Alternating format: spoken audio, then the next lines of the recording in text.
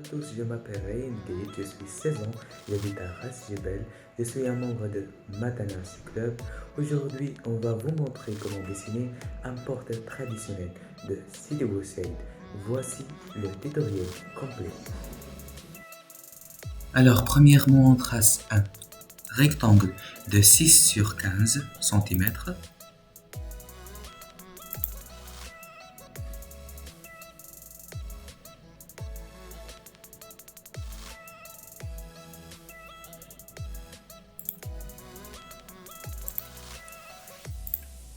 Puis on trace un autre polygone à l'intérieur du polygone ABCD, mais de 5 sur 10. On précise 2 points sur chaque segment FG et CG. Alors, on précise le point HC pour que HC égale 1 cm et le point IF pour que la distance IF égale 1 cm. Puis on trace l'arc GHI et l'arc de centre G et d'extrémité CF. À l'intérieur d'arc HI, on fait un polygone régulier, mais en 3 points.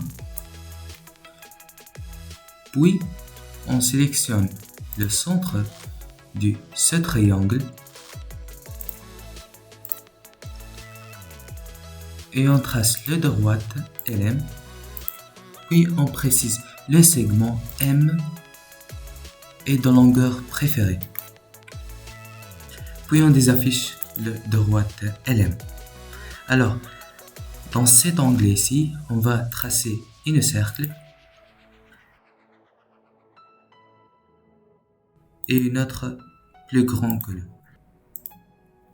Dans cet angle ici, on va tracer un cercle de 4 cm. Puis, on déplace au-dessus. Puis, on trace un autre cercle. On fait l'intersection des deux cercles. Et une autre plus petite.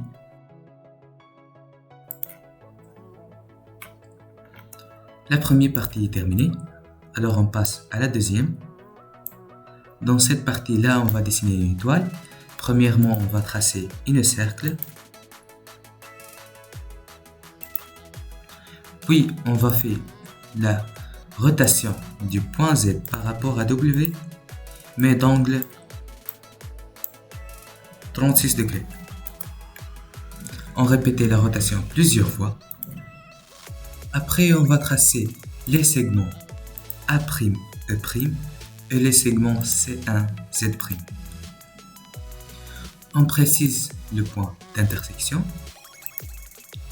Puis on répète la rotation du point G' par rapport à W, mais d'angle 72 degrés. On répète la rotation aussi. À partir des points, on va tracer une étoile. Alors, on commence par le point D1, puis AG1, puis AB1, puis AK1, Z triple, puis AG1, Z', I1, F', H1 et on revient à D1. Notre étoile est terminée. Puis on déplace au-dessus. On trace un polygone, un très grand polygone.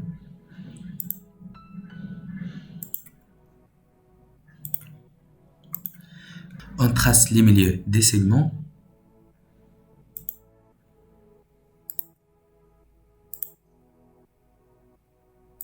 Et on va tracer aussi les milieux du S1O1 et N1S1 et aussi l'autre segment M1Q1 et L1Q1.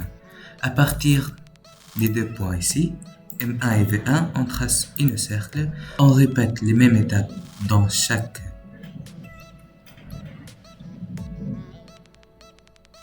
On répète le cercle dans chaque angle.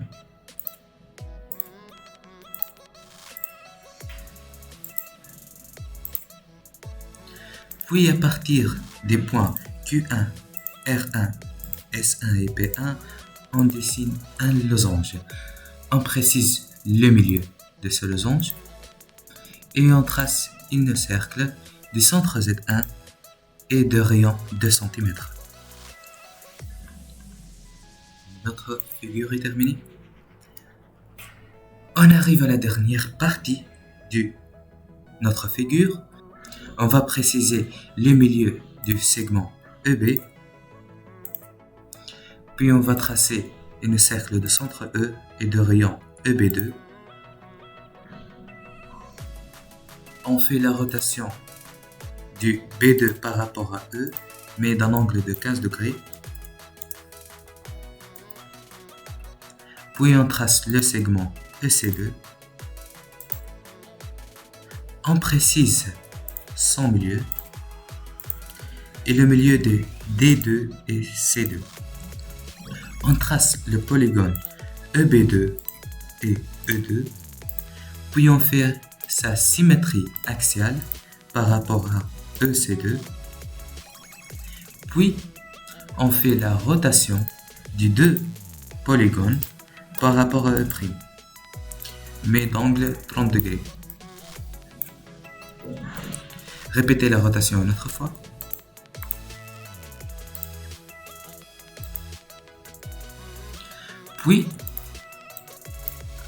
Puis on va tracer le perpendiculaire AEB en B2.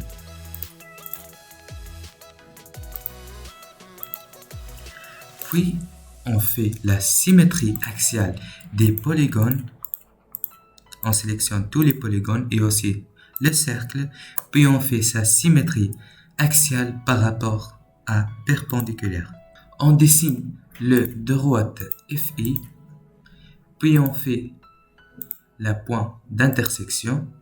Puis on trace un polygone régulier à partir de F et H3. L'étape avant précédente, on va déplacer à la coloriage. L'étape avant précédente, on va précéder.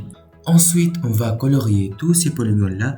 Pour ouvrir l'angle de coloriage, on va cliquer sur le bouton droit, puis dans Propriétés, puis on détache cette barre et on a l'angle décolore.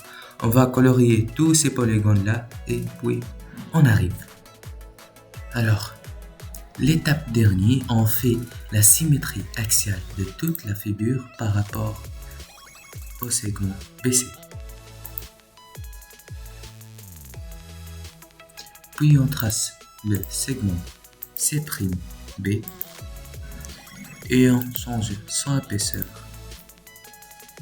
et son style de trait.